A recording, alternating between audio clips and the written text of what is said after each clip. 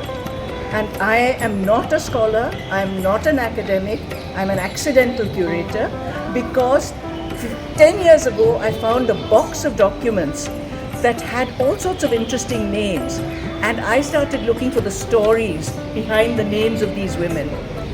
And this is what I discovered, the history of the women's movement in India, which was never confrontational. When we think of feminism, we think of it as something aggressive. This was never aggressive.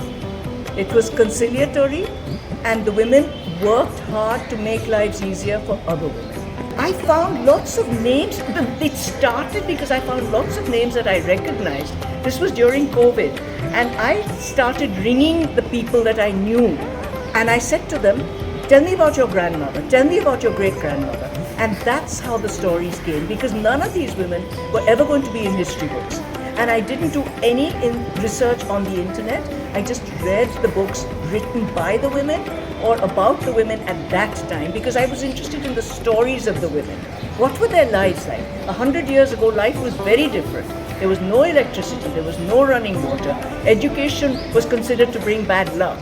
There were no female gynecologists. Health, sanitation was very different to how we understand it today. So it was another world.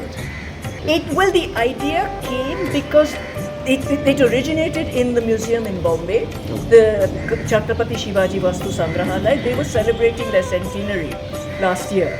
And so we were looking for an appropriate exhibition, and they asked me if I would do an exhibition about women 100 years ago, because that was when the museum started.